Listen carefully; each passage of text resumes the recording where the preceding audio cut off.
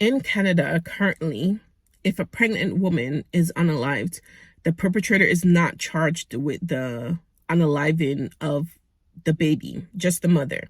So just one count of murder, even though you've killed two people. And I know some people might say, oh, but if she's early in her pregnancy, that's technically not a baby. Okay, think of it like this. If it's a woman that's 8 months pregnant, 9 months pregnant, what are you going to say then? Currently, there's a bill that they're trying to pass, the C-311 bill. And it's still not enough, but it's closer to where, they're trying to be. It basically allows the judge to consider the baby when you're sentencing the perpetrator. I'm not using the right terminology, but I'll put it up on screen so you can take a look. In April 2017, Arianna Goberdhan, 27 years old, she was 9 months pregnant with her first baby, a little girl that was going to be named Asaara. And she was married to a man named Nicholas Bag. I think Bag or Big, B-A-I-G. And he unalived her by stabbing her 17 times. 17 times. Now, their relationship was up and down. There is definitely abuse there prior. But we all know how abusive relationships go. Nicholas was charged just with the unaliving of Arianna. Asaara, if she was born that day, would have been perfect and healthy. Because Arianna was going to her doctor's appointments. She was doing her checkups. That baby was healthy.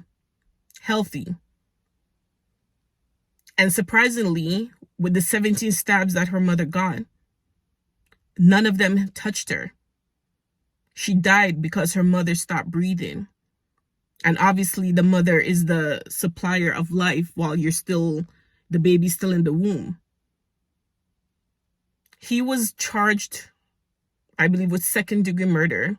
He was convicted, and he's not eligible for parole for 17 years.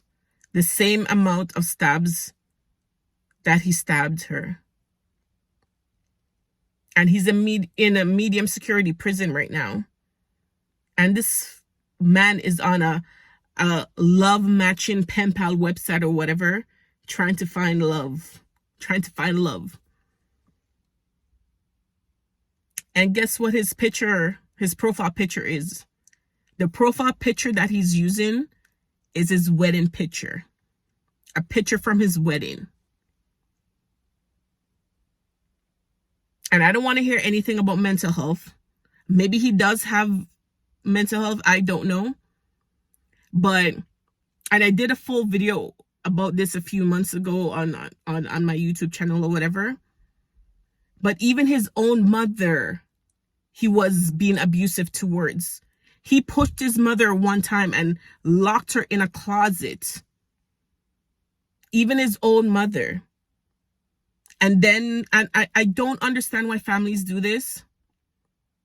And I'm not going to judge, but his family was in court saying that they would be there to support him when he's released. So why weren't you there to support him before all of this happened? You guys know the type of person that he was. Because if he's doing that to his own mother, and Arianna had separated from him at the time. She had moved back to her parents' home. But he lured her to his home. The night that he unalived her, he lured her to his home. He asked her to come pick him up from work. And she took her dad's car because she wanted an excuse to leave if something happened. So she took her dad's car.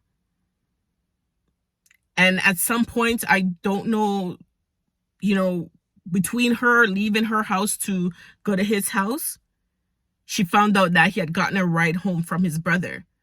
And she ended up at his house.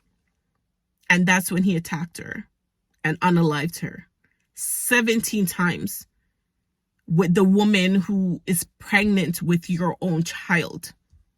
You could have just walked away. If you didn't want to be with her anymore, you didn't love her. Because some of his threats while they were together was, oh, I hate you, I don't like you anymore, whatever. I wish you and that baby would die. Arianna had a family that was supportive of her. She was the oldest of two girls. Her mother and father would have gladly stepped in and helped her to raise her baby. It was their first grandchild. And he unalived her. And then now he's in prison on a dating website. Or a pen pal website, or whatever they want to call it. And some woman out there is going to get with him because he will be released.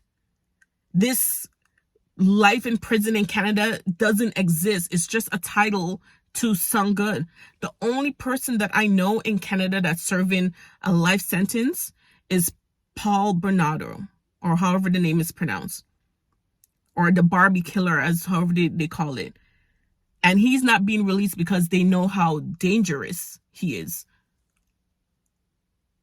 So he might be released when he's old and feeble and isn't considered a harm anymore.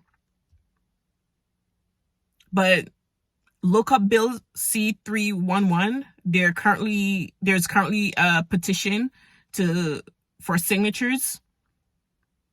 And while I know this is not, because there's people out there that oppose this bill actually, and I get it, I understand where they're coming from, but at the same time, this gets us a little bit closer to getting the perpetrators of men, because it's usually men that kill or unalive, whatever the correct term these days are. When you knowingly unalive a pregnant woman, especially when they're that far along in their pregnancy where that baby would have survived, you should be charged with 2 counts of murder. And life in prison needs to be life in prison. There should be no whatever the word is for parole. There really shouldn't. But I'm going to try and post a link in my bio or whatever you call it.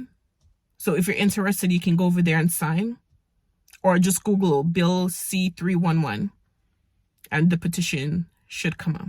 In April 2017, Arianna Goberdhan and her family were eagerly awaiting the birth of her first child, a baby girl named Asaara. She was due to arrive in 20 days, and her estranged husband knew Arianna was pregnant with their child. But then tragedy struck. After a physically and emotionally abusive marriage, Arianna's estranged husband stabbed his wife and unborn daughter 17 times to death. 6 years later, the murderer has found a way to re-traumatize the Goberdhan family. While serving his sentence at a medium security prison, he is also looking for love on a matchmaking pen pal website for lonely convicts. His featured photo is none other than one from their wedding day. While the Goberdhans live with their pain every day, their daughter's killer seems to be moving on with his life with nothing happening, as though nothing's happened. A requirement for the sentencing judge to consider pregnancy as an aggravating circumstance in Arianna's murder should have been in place. The sentence should have matched the crime. It's time to pass the Violence Against Pregnant Women Act. Yes.